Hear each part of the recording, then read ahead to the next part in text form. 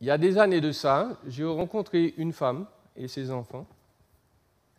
Et elle était dans une situation extrêmement difficile. Elle nous a raconté, et je pense que son témoignage était vrai, qu'elle était membre d'une famille et était la dernière et son père avait une vision très, très rigide, très stricte de la famille et en tant que dernière, c'est elle qui devait servir tout le monde. C'est comme ça que ça s'est passé dans sa famille.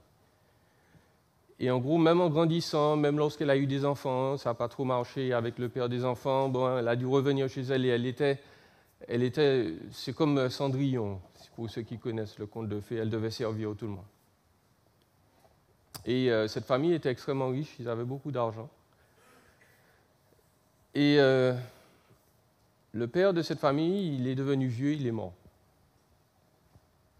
Et avant de mourir, je pense qu'il a eu un instant de réalisation, il s'est dit, il y a quelque chose qui n'était pas bien, j'ai maltraité ma dernière fille, et il lui a donné une énorme portion d'héritage.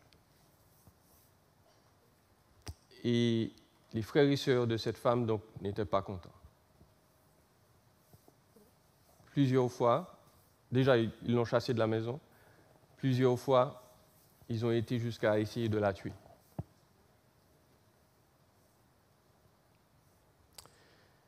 Ils n'ont pas respecté la volonté de leur père. Il était mort, son testament disait « Telle portion de mon héritage ira à ma fille ». Ça ne les intéressait pas. Ils voulaient tout. Dieu merci, elle a rencontré des chrétiens. On lui a parlé de l'Évangile. Sa vie a été transformée. Et puis les problèmes avec la famille se sont réglés. Grâce à des chrétiens d'ailleurs. Je voudrais vous raconter une autre histoire. Il y a une dame que vous ne connaissez pas. On a parlé d'elle dans le Washington Post en 2018. Elle s'appelle Jacqueline. Jacqueline a été diagnostiquée d'un cancer très grave. En fait, il n'y avait pas d'espoir de guérison. Et elle était en train de perdre la vie au fur et à mesure. Et les dernières semaines qui lui restaient, elle a écrit des lettres. Elle a 4 enfants, ou elle avait 4 enfants, et elle a écrit des lettres, 3 lettres, à chacun de ses enfants. L'un de ses enfants, il s'appelle Jerry, il a accepté que l'une de ses lettres soit publiée. Et voilà ce que sa mère lui a dit. Sa mère lui a dit « Cher Jerry, mon petit réalisateur de films, je sais que beaucoup d'émotions se bousculent en toi, comme pour moi, quand mon père est décédé. Je suis incroyablement désolé que je dois partir alors que tu es si jeune, et je suppose que tu as de la misère à cause de cela. Peut-être pourras-tu utiliser ces émotions et sentiments dans tes œuvres futures, si tu veux continuer à faire des films. Je suis incroyablement fier de toi pour tout ce que tu as accompli dans ta vie. Fais de ton mieux pour supporter ton père et ta fratrie, tes frères et sœurs, surtout pendant cette première année où ce sera plus dur pour tout le monde. Le temps aidera certainement, mais cela va demander des efforts, de se focaliser sur les souvenirs heureux plutôt que sur les pensées tristes. Je suis reconnaissante pour chaque moment de ma vie. Essaye de vivre comme cela également et tu seras un être humain heureux et accompli. Je t'aime, maman.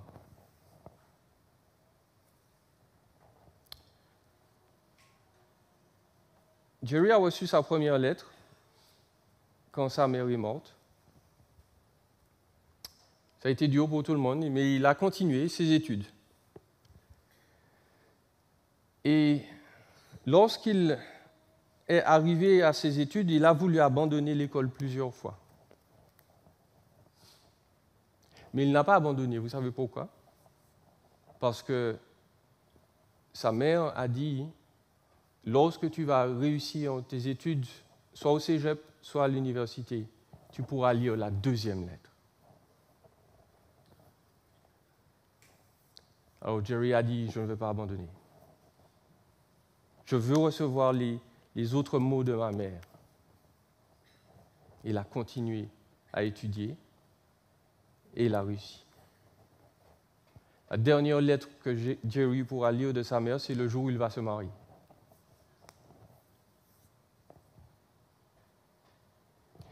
Est-ce que vous étiez au courant que Dieu vous a donné son testament? Il n'est pas mort, mais Dieu a prononcé ses derniers mots, même son dernier mot.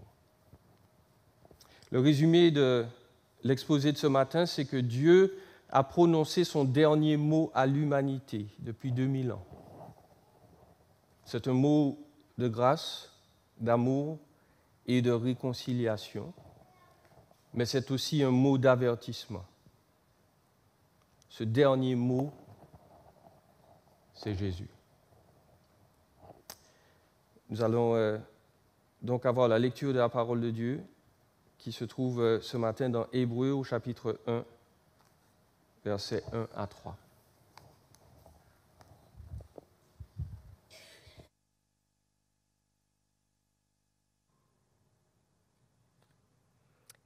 Alors, dans la nouvelle édition de Genève, Hébreux 1, 1. Après avoir autrefois, à plusieurs reprises et de plusieurs manières, parlé à nos pères par les prophètes, Dieu, dans ces derniers temps, nous a parlé par le Fils. Il l'a établi héritier de toutes choses. Par lui, il a aussi créé l'univers. Le Fils est le reflet de sa gloire et l'empreinte de sa personne, et il soutient toutes choses par sa parole puissante. Il a fait la purification des péchés et s'est assis à la droite de la majesté divine dans les lieux très hauts.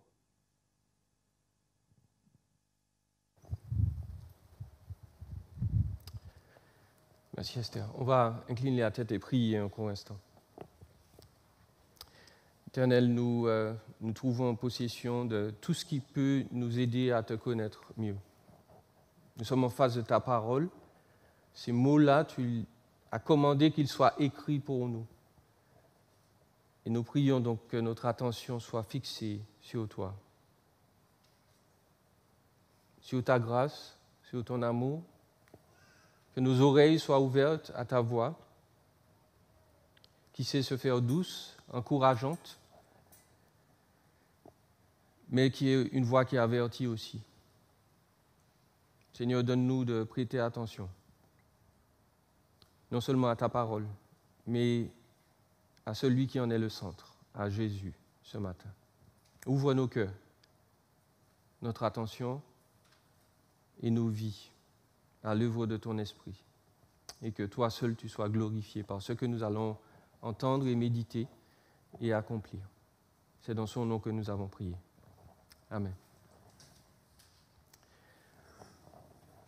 Pour débuter notre étude sur ce concept-là, cette réalité que Jésus, c'est le dernier message de Dieu à l'humanité, le dernier mot, je voudrais juste vous donner une idée du contexte des paroles que Esther nous a lues tout à l'heure. Les Hébreux sont des chrétiens d'origine juive.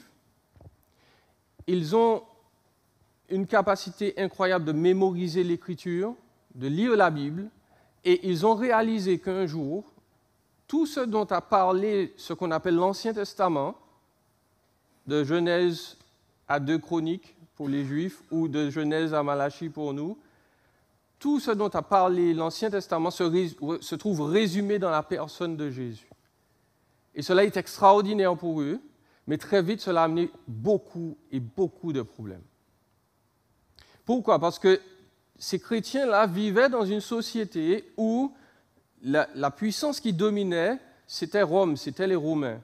Et les Romains avaient leurs règles.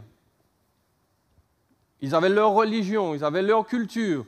Et dans beaucoup de cas, ils ont imposé leur culture. Mais dans d'autres cas, ils étaient plus intelligents que ça. Ils ont dit aux peuples qui sont là, écoutez, notre culture est plus forte que la vôtre, mais nous comprenons, vous êtes tellement faibles. On vous laisse un peu de votre culture, on vous laisse un peu de votre religion. Et le peuple juif, dans son ensemble, faisait partie de ces peuples-là à qui on avait donné une petite chance. Leur religion était ce qu'on appelle une religio licita, c'est-à-dire une religion licite. C'était quelque chose qui était autorisé. Ils avaient le droit de célébrer le culte, ils avaient le droit de chanter, ils avaient le droit de faire des sacrifices. C'était une religion autorisée par l'Empire. Sauf que Jésus est venu bouleverser tout ça parce que quand Jésus est venu parler aux Juifs, les Juifs, ou en tout cas certains, ont commencé à changer de vie. Mais ils étaient toujours Juifs. Et puis, très vite, il y a des gens qui n'étaient pas Juifs et qui ont entendu parler de Jésus et qui ont cru. Et ils sont devenus nombreux, extrêmement nombreux. En fait, ils ont été tellement nombreux et embêtants que les Juifs eux-mêmes ont commencé à dire, même si Jésus c'était un Juif, vous n'êtes pas Juif. Et ça a commencé à mettre du trouble partout. Donc non seulement on a rejeté ceux qui étaient des non-Juifs et qui croyaient en Jésus, mais on s'est mis à rejeter les Juifs qui avaient cru en Jésus. Ça avait dérangé tout le monde. Ça avait dérangé l'Empire romain, ça avait dérangé les Juifs, et puis les chrétiens donc commençaient à être persécutés. Les chrétiens non-juifs, les chrétiens juifs aussi. Les Juifs leur disaient, vous n'êtes plus Juifs. Si vous croyez en Jésus, vous n'êtes plus Juifs. Et donc, la lettre aux Hébreux est écrite par quelqu'un, on ne sait pas qui, probablement Paul, diront certains, on ne sait pas exactement qui, mais on sait que c'est un Juif, probablement, il connaît bien la coutume juive, et il dit aux Juifs, il ne faut pas lâcher, il ne faut pas abandonner Christ, ne faites pas ça. Je sais, c'est dur pour vous, mais accrochez-vous au Messie.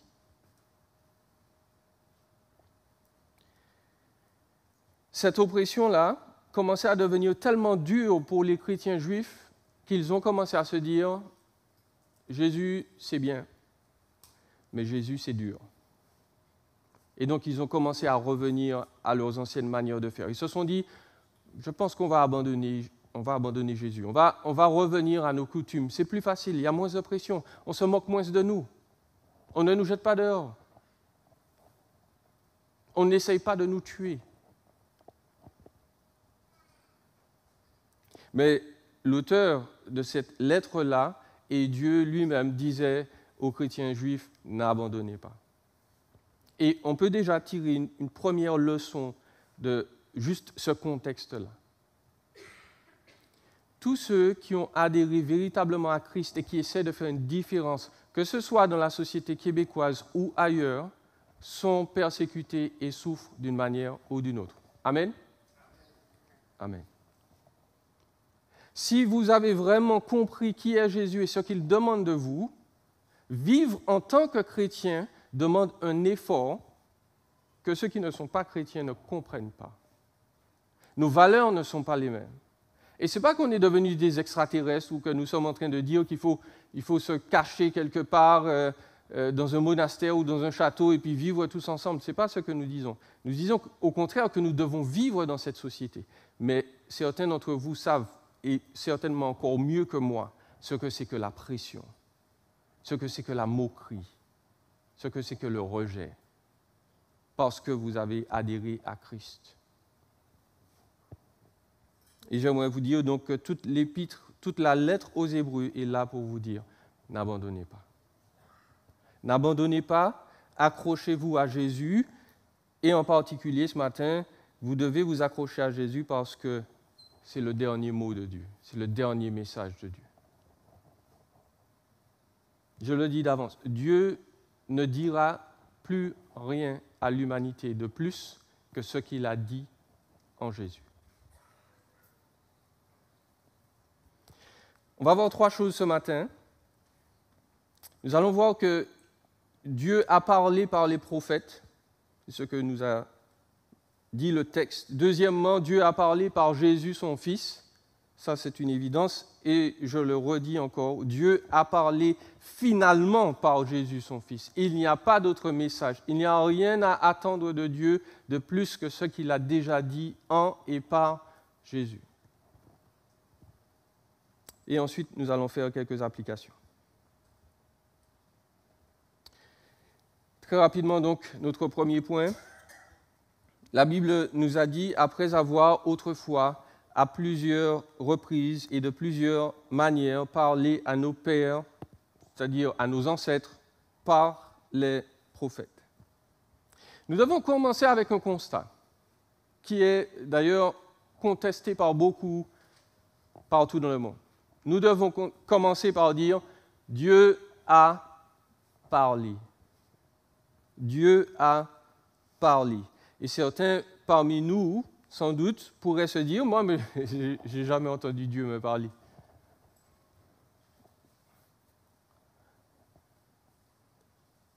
Et nous voulons quand même vous affirmer que Dieu parle, que Dieu a parlé. Mais Dieu n'a pas forcément utilisé une voix audible. Et j'ai même envie de vous dire que Dieu n'est pas intéressé par une voix qu'on entend. Dieu veut qu'on réfléchisse, Dieu veut qu'on se rapproche de lui pour ce qu'il est, pas seulement pour ce qu'il fait. C'est pour cela que, et certains d'entre vous l'ont déjà entendu, lorsque quelqu'un déclare « Si Dieu existe, je voudrais qu'il fasse », si Dieu existait vraiment, il n'y aurait pas eu, eh bien c'est le meilleur moyen de ne pas entendre Dieu. Parce que Dieu nous a déjà parlé. Dieu nous a donné des signes concrets et puissants. Vous savez, en Martinique, dans l'assemblée où j'étais, il y avait des personnes qui étaient malentendantes, qui étaient sourdes.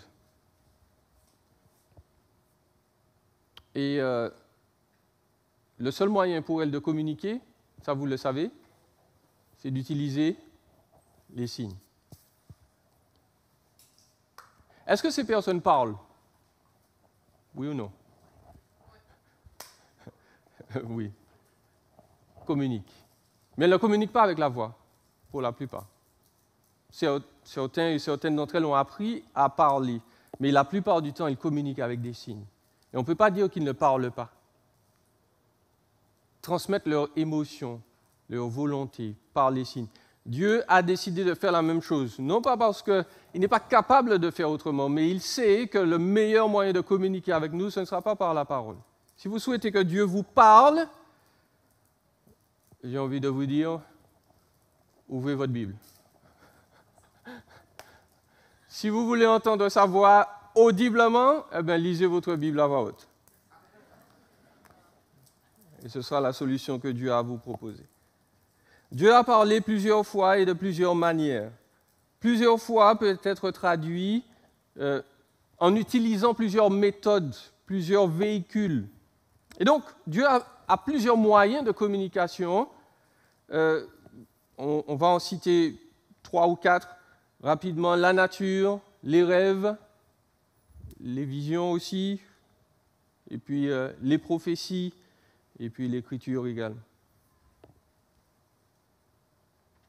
La nature. Mon épouse et moi, nous sommes arrivés et l'automne a pointé le bout de son nez. Nous sommes allés voir, pas très loin d'ici de toute façon, mais on s'est baladé un peu dans la nature. Et puis même moi, quand j'allais à la retraite avec les anciens, j'ai vu les arbres qui changeaient de couleur et c'est toujours extraordinaire. En Martinique, les arbres ne changent pas de couleur, sauf s'ils sont morts.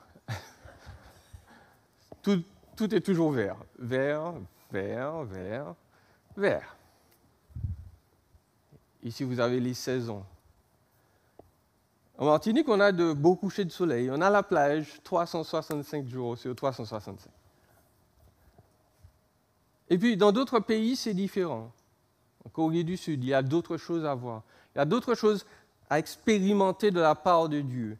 Et la Bible le résume ainsi dans le psaume 19. Si vous voulez vraiment comprendre ou savoir si Dieu existe, eh bien, vous devez regarder autour de vous.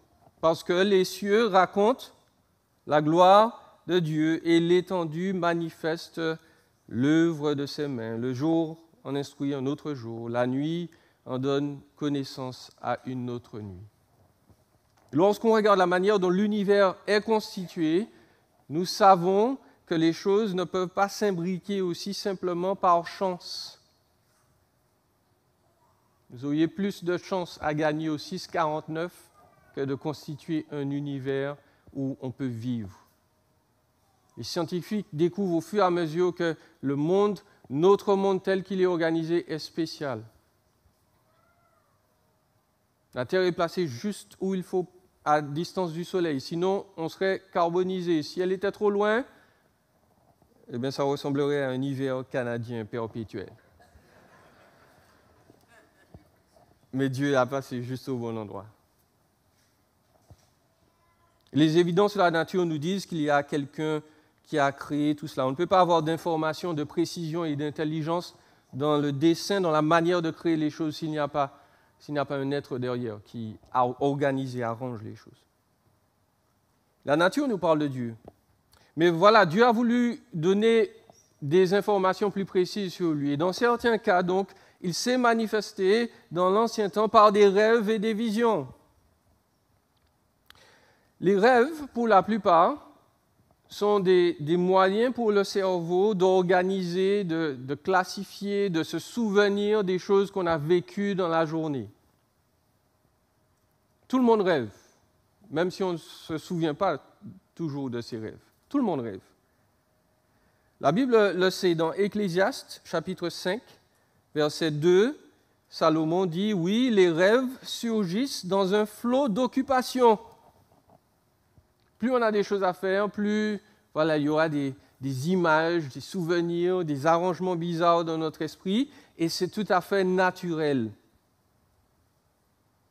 En fait, Salomon dit les rêves surgissent dans un flot d'occupation et la voix de l'homme stupide dans un flot de paroles. Il y a des choses qui sont très logiques. Et c'est un avertissement pour tous les gens qui parlent trop, comme moi. Quand on parle trop, parfois, ça veut juste dire qu'on est bête. Mais voilà, Dieu, dans certains cas, au lieu d'avoir ce méli-mélo de souvenirs, d'organisation des choses de la journée, Dieu a voulu transmettre des informations précises par des rêves.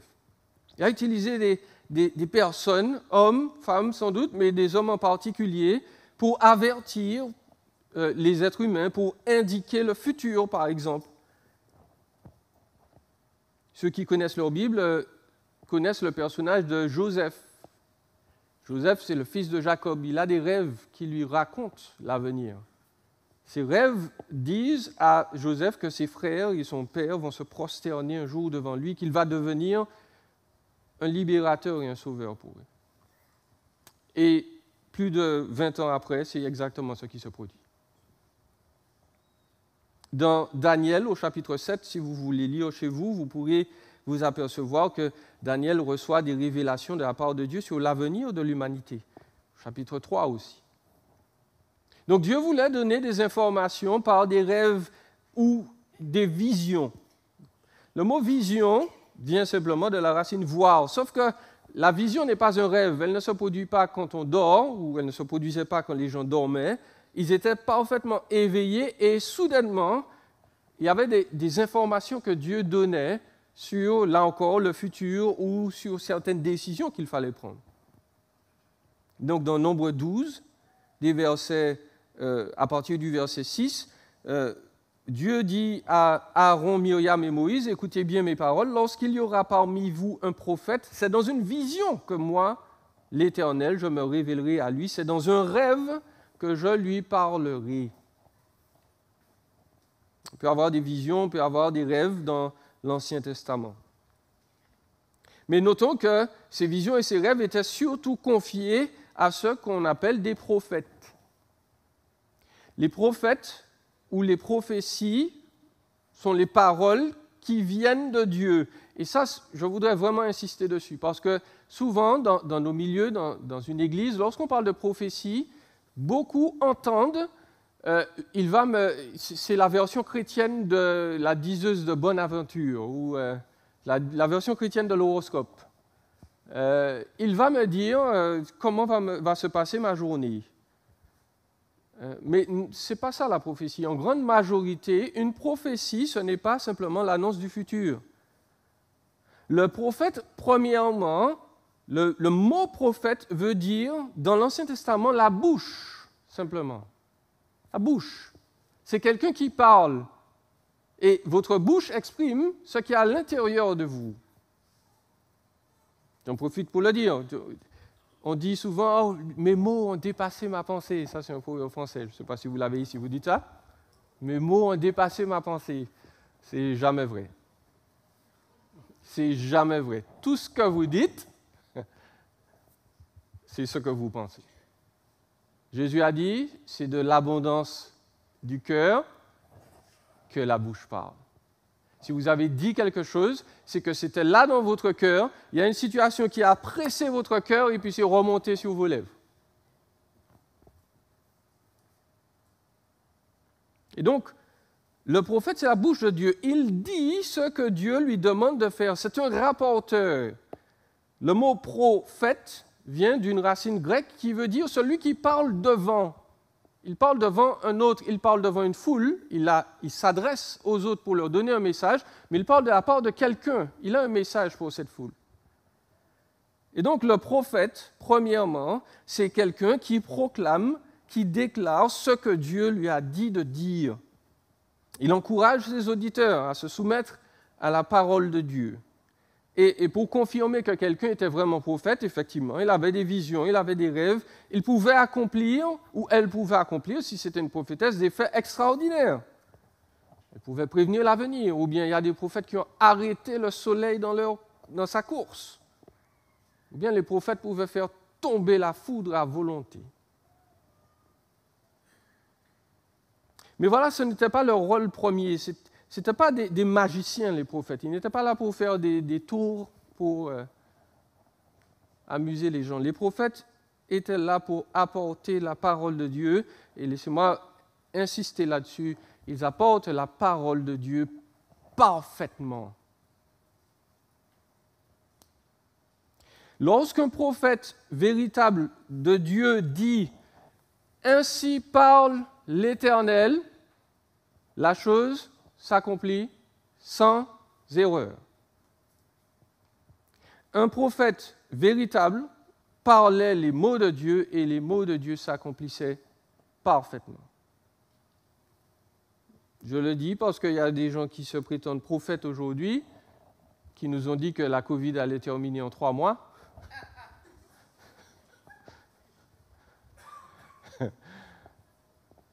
Ce ne sont pas des prophètes. Si vous faites une erreur, vous n'êtes pas un prophète.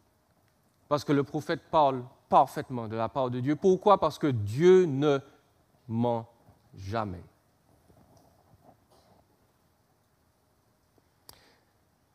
Dieu avertit d'ailleurs, dans Deutéronome 18, verset 20, très rapidement, il faut qu'on termine. « Si un prophète a l'arrogance de dire en mon nom une parole que je ne lui ai pas ordonné de dire, ou s'il parle au nom d'autre Dieu, il sera puni de mort. » Dieu prenait sa parole au sérieux. Et au verset 21 de Deutéronome 18, « Peut-être diras-tu dans ton cœur, comment reconnaîtrons-nous la parole que l'Éternel n'aura pas dite ?» Verset 22, il nous donne la réponse. « Quand ce que dira le prophète n'aura pas lieu et n'arrivera pas, ce ne sera pas une parole que l'Éternel aura dite, ou ce sera une parole que l'Éternel n'aura pas dite. » Les prophètes parlaient de la part de Dieu sans erreur. Sans erreur. Donc, nous avons à notre disposition tous ces moyens. Nous avons la nature, nous avons les visions, les rêves, nous avons les prophéties. Et les prophéties qui étaient vraiment importantes et essentielles pour nous ont été consignées dans ce livre-là, dans la Bible. La parole de Dieu, l'Écriture, a été donc, dans certains cas, dictée par Dieu. Dans la plupart des cas, Dieu est intervenu dans l'esprit des hommes et des femmes pour écrire des éléments précis parce que Dieu avait un message à nous donner, non seulement à nous au Québec, non seulement au peuple de la Martinique ou de la France, ou d'Afrique ou d'Asie, mais à tout le monde. Et Dieu nous a parlé dans ce livre-là.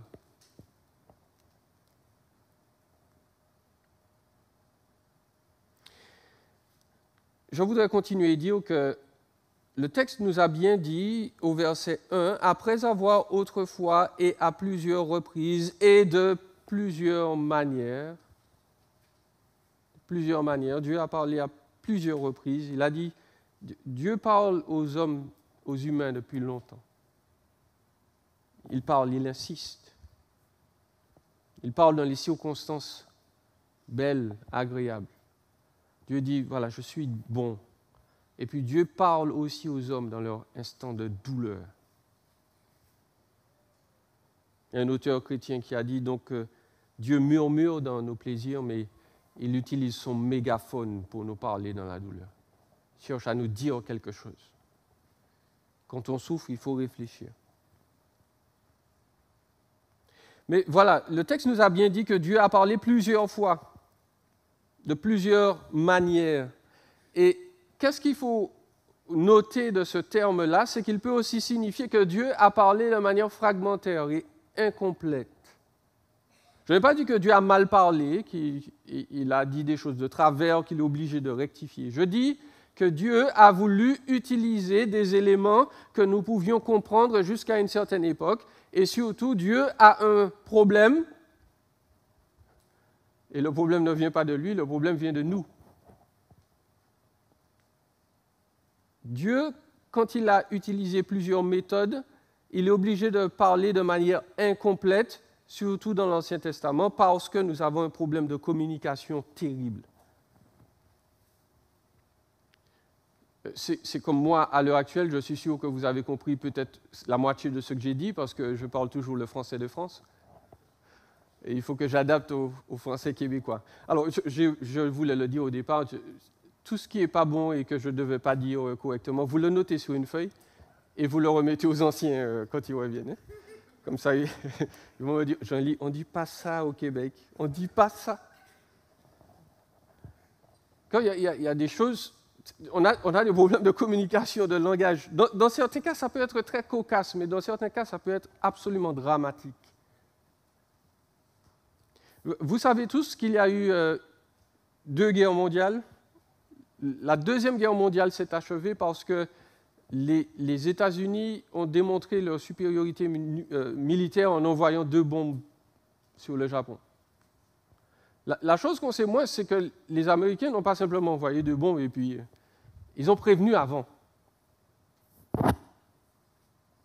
Ils ont prévenu avant, ils ont dit aux Japonais, au Premier ministre japonais, à l'empereur du Japon de l'époque, nous allons envoyer 2 bombes. Il faut que vous arrêtiez de faire la guerre.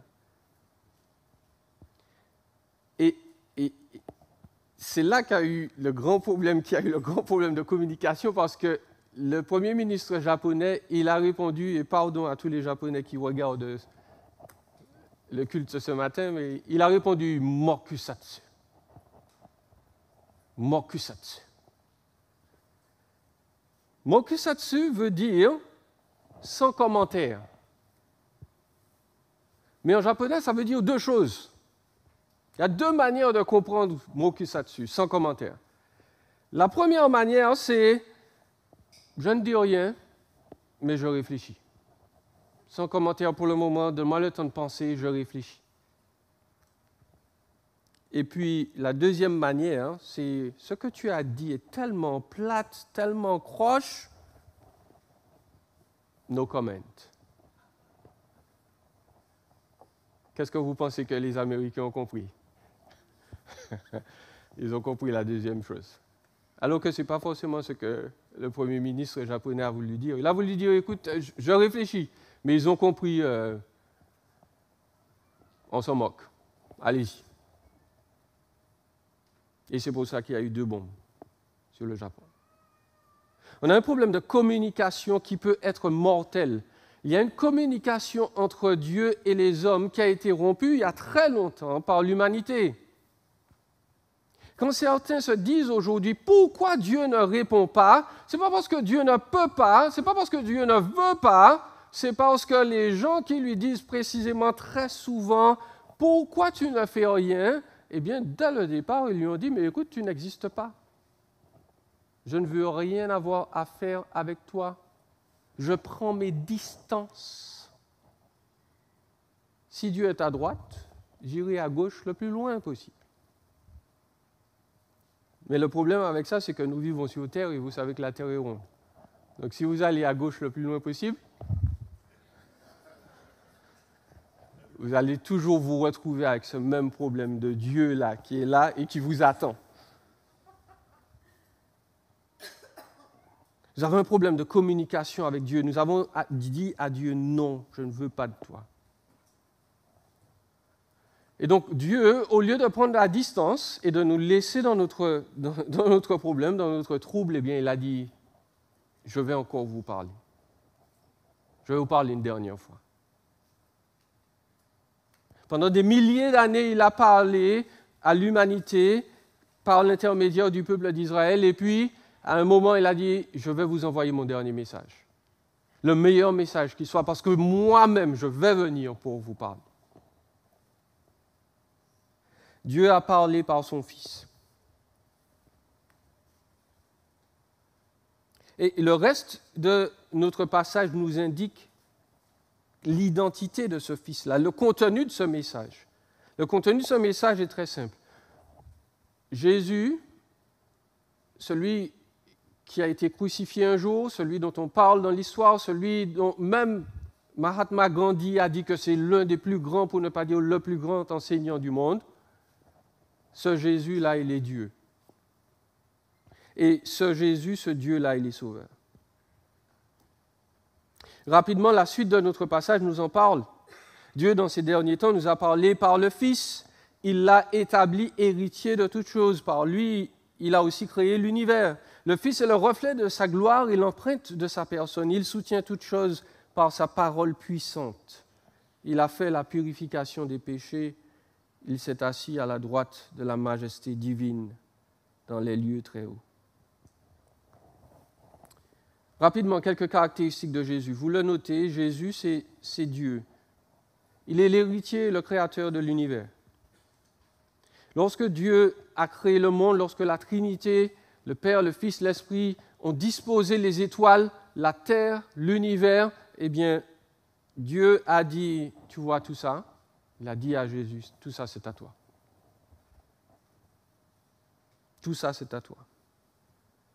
Tout ce que nous voyons, les étoiles, la lune, l'univers, qu'on ne peut pas mesurer, ça appartient à Christ. Tout ce que nous ne voyons pas, les atomes, l'air, le gaz, les anges, les démons, propriété de Jésus. Je vous demande de bien réfléchir. Nous sommes en train de dire que tout ce qui est là dans l'univers, tout ce que nous avons fabriqué, tout ce qui se passe dans le système solaire et au-delà, c'est la propriété de Jésus. Nous sommes en train de dire que nous appartenons tous à Jésus-Christ, que nous le voulions ou pas. Jésus, c'est le reflet de la gloire de Dieu. L'expression parle de la luminosité du soleil, de la gloire d'un coucher de soleil. Je crois que j'ai essayé de vous trouver ça quelque part. Voilà. Ça, c'est près de chez moi. On était en promenade avec mon épouse, je ne me rappelle plus quelle date. Je crois que ça, c'était pendant le confinement, justement. Oui, nous, on avait la plage tout près. Donc, c'était plus vivable. Quand on pense à Jésus, on pense à ça. On pense à la gloire d'un coucher de soleil, à la luminosité du soleil qui éclate comme ça dans toutes sortes de couleurs. Jésus, c'est ça. Jésus, c'est le caractère de la personne de Dieu. C'est l'expression de la personne de Dieu, littéralement. Jésus, c'est le sceau de Dieu. Lorsque les gens écrivaient leurs lettres, vous savez ça sans doute mieux que moi, avant ils utilisaient de la cire pour cacheter la lettre et ils avaient un sceau. Ils frappaient la cire de ce sceau. Et le texte veut indiquer par là même que Jésus, c'est le sceau de Dieu, c'est-à-dire que tout ce que nous voyons et entendons de Jésus, c'est Dieu lui-même qui l'a mis à l'intérieur de Christ, ou c'est Dieu qui est en Christ qui nous parle. Si vous voulez avoir une idée exacte de qui est Dieu, vous devez connaître Jésus. Et Jésus, donc, c'est le Fils éternel, omniprésent, omniscient, omnipotent. Il est toujours là. Certains d'entre nous se demandent où était Dieu lorsque j'ai souffert? Où était Dieu lorsque mon père, ma mère ont fait telle ou telle chose? Où était Dieu lorsque ma vie a été anéantie dans tel accident, dans telle circonstance? Où est Dieu lorsque la guerre se produit en Ukraine ou ailleurs? Et la réponse reste la même. Dieu est toujours sur son trône. Mais avant que tous ces événements se soient produits, Dieu a dit à l'humanité, oui, mais regarde à la croix. Parce que moi, j'étais là. J'étais en train de recevoir de la part de mes créatures des clous, des coups de fouet, des crachats, de la honte et de la nudité. Si vous pensez que vous avez souffert, eh bien Dieu vous dit, j'ai pénétré ta souffrance. On a abusé du Fils de Dieu. On l'a maudit, on s'est moqué de lui. Il a été exposé dans toute sa nudité sur la croix. Il sait la souffrance. Il sait la souffrance du viol. Parce qu'on l'a battu, on l'a humilié, on s'est moqué de lui. Il sait la souffrance du rejet parce que ses amis qui étaient là pour soi-disant le soutenir et l'encourager, eh bien ses amis l'ont tous abandonné. Il sait la douleur de la trahison parce que l'un de ses amis l'a livré pour 1 mois de salaire, 30 pièces d'argent. Si vous pensez que vous souffrez, eh bien Dieu sait ce que c'est que la souffrance parce qu'il y a participé aussi. La Bible nous dit donc que Jésus n'est pas seulement Dieu, il n'est pas seulement élevé en majesté, il s'est mis à notre niveau. Il a subi des souffrances terribles, en fait des souffrances indicibles, des souffrances qu'on ne peut pas exprimer parce que non seulement les hommes l'ont rejeté, mais il a décidé de porter sur lui tout ce que nous avons fait de mal. Tous nos oublis de Dieu, tout notre rejet, toute notre détestation de sa personne, Jésus a porté ça sur lui.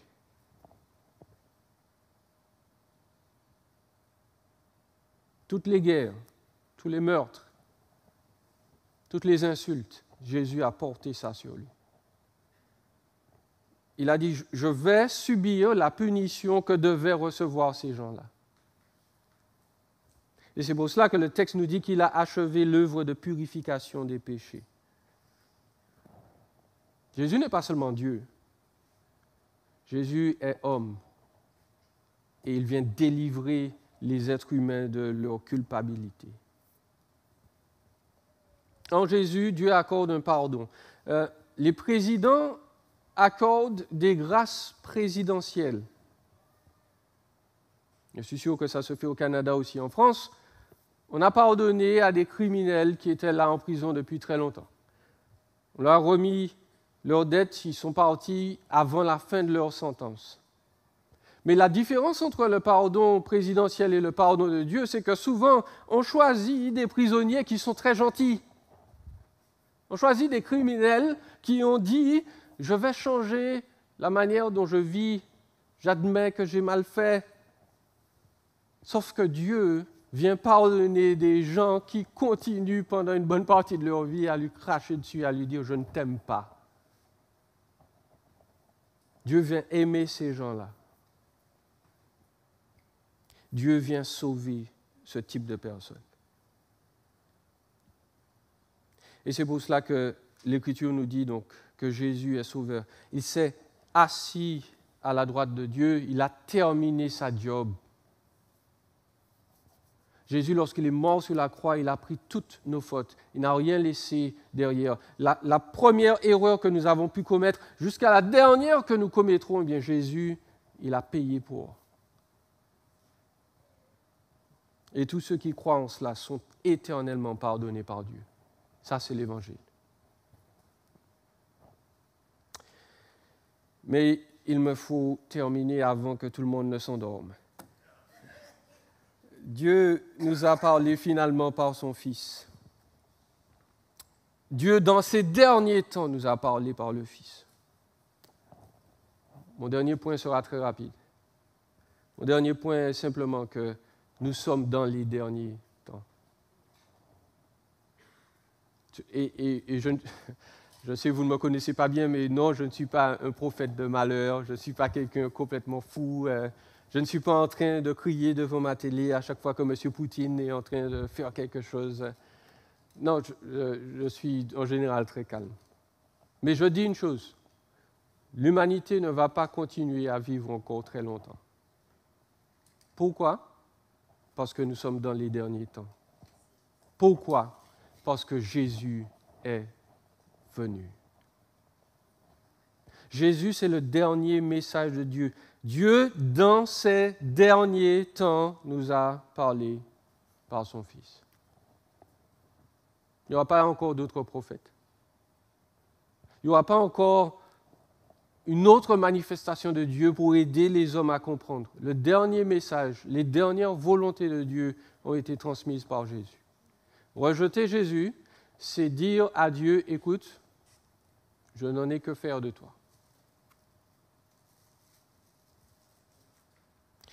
Quand je dis cela, nous devons nous garder de deux dangers. Premièrement, nous devons refuser la paranoïa. Nous devons refuser de nous affoler et de devenir des personnes bizarres qui vont essayer de prédire quand est-ce que le monde va finir. Parce qu'il y en a eu. Il y a eu des gens très bizarres qui nous ont dit que le monde allait terminer en 2000.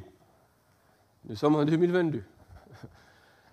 Il y a des gens qui ont dit que le monde allait finir en 2016. Nous sommes en 2022. Donc, non, on ne met pas de date. On n'est pas en train de dire que voilà, demain, ça va finir. Mais nous disons que ça va finir. On n'est pas paranoïaque, mais ça va finir un jour. Et puis, deuxièmement, cela doit nous éviter d'être paresseux. Parce que si nous oublions que Jésus revient, si nous oublions que nous sommes dans les derniers temps, nous allons nous installer tranquillement devant notre téléviseur, acheter un bac de glace vanille érable, regarder, binger Netflix toute la sainte semaine, et puis on ne va rien faire. Parce que le monde va continuer pendant des milliards d'années, nous a-t-on dit. Donc, il n'y a rien à faire. On s'assoit et on profite du Canada. Dieu bénisse le Canada. Si on est chrétien, on n'est pas appelé à ça. On n'est pas appelé à la paresse. Nous sommes appelés à dire à tous les Québécois autour de nous, tu sais, Dieu t'a parlé. Dieu t'a laissé un message il y a très longtemps. Ce message s'appelle Jésus. Il faut que tu l'écoutes. Il faut que tu réfléchisses à ce qu'il a à te dire. Il faut que tu le comprennes. Il faut que tu l'acceptes. Non pas parce qu'on veut t'embrigader dans une espèce de secte bizarre, mais parce que c'est la plus belle chose que nous ayons reçue. C'est ce qui fait que lorsque nous nous regardons le matin dans la glace, nous n'avons pas honte, parce qu'il y a quelqu'un qui nous a aimés alors que nous étions sales et dégoûtants. Cette personne-là s'appelle Jésus. Et je veux partager ça avec toi. Ta conscience peut être à jamais tranquille parce que Jésus est déjà mort pour effacer tout ce que tu as fait de mal. En application, si Jésus c'est le dernier mot de Dieu, nous ne pouvons pas attendre de nouvelles révélations. Certains chrétiens et chrétiennes sont fragiles et ils lisent leur Bible comme un livre de divination, de devinette. Vous connaissez forcément cette célèbre blague. Il y avait un monsieur qui voulait se suicider. Il a dit, je vais lire ma Bible. Il a ouvert sa Bible et puis il a trouvé Judas alla et se pendit. Le pire, c'est qu'après, il s'est dit, non, j'ai dû faire une erreur. Il a ouvert sa Bible et puis il a lu, va toi et fais de même.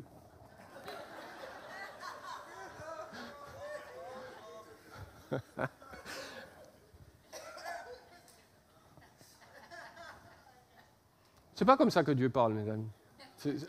C'est pas comme ça qu'il faut lire sa Bible. Et puis surtout, méfiez-vous des gens qui vous disent « Dieu m'a dit de te dire ». Pas comme ça que ça fonctionne. Nous devons lire la Bible, nous devons comprendre son contexte, nous devons comprendre cette réalité historique et puis on doit essayer de vivre en appliquant ces principes que nous avons compris. Les pasteurs sont là pour nous aider à comprendre. Ils ne sont pas là pour comprendre pour nous ou faire pour nous. Deuxièmement, en application, puisque Jésus, c'est le dernier mot de Dieu, nous devons réaliser donc que l'amour qu'il nous a apporté est incroyable.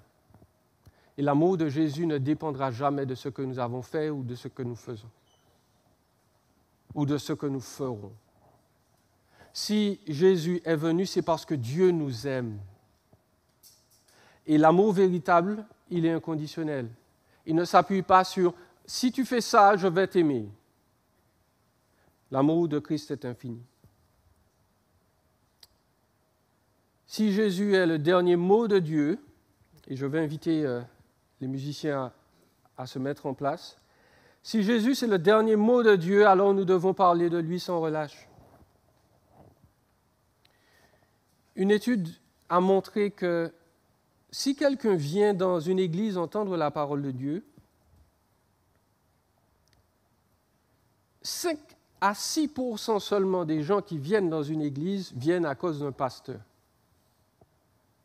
Ils ont entendu parler d'un pasteur, ils ont entendu la personne parler, ils se sont dit « Ok, je vais revenir ». 2% seulement viennent à cause d'une activité ou d'un programme, la nurserie, les jeunes, etc. 75 à 90% des personnes qui sont dans une église sont venues parce qu'un ami ou un membre de la famille les ont invités. Vos pasteurs font 5% du travail.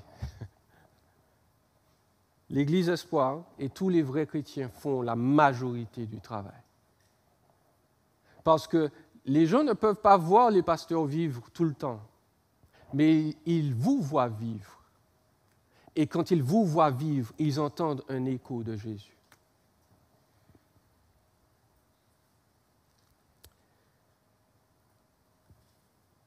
Je termine. Je suis un bon pasteur, j'ai parlé trop, comme d'habitude. Je suis sûr que dans cette salle, il y a des gens qui ne connaissent pas Jésus. Et je m'en excuse déjà, peut-être que je vous ai blessé en disant certaines choses. Je vous donne l'occasion de venir m'en parler après. Et surtout de réfléchir. Peut-être que j'ai mal dit les choses.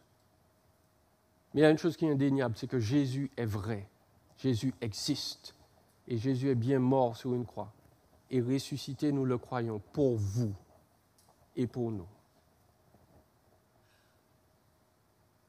Et donc, Jésus, c'est le dernier message de Dieu pour vous. Message d'amour, message de réconciliation et de compassion. Que le Seigneur vous bénisse. On va prier un instant. Seigneur, je prie pour l'Église de l'Espoir. Je veux te demander une nouvelle fois de la bénir, de la sanctifier, de la fortifier. Et je prie surtout que Jésus soit vraiment le trésor de cette assemblée. Que chaque membre de cette Église puisse réaliser qu'il est tout, qu'il est essentiel, qu'il est central, que son amour est infini, que ses grâces ne vont jamais s'épuiser. Seigneur, je voudrais aussi prier pour tous ceux qui ne connaissent pas véritablement Christ, sa personne, son œuvre. Je prie que tu parles à leur cœur, que tu calmes leur douleur. Tu sais que beaucoup de personnes ont souffert dans le passé de choses qui sont terribles qu'elles ne peuvent même pas dire dans certains cas. Mais Seigneur, je veux te remercier parce que toi, tu sais. Toi, tu sais parce que tu as souffert dans ta chair, tu as souffert dans tes émotions pour ces personnes-là. Et je prie qu'ils puissent entendre ce matin encore la voix de Jésus, qu'ils puissent réaliser son amour pour eux, pour elles, et que leur vie soit transformée par cet amour, à cause de la confiance qu'ils vont lui accorder.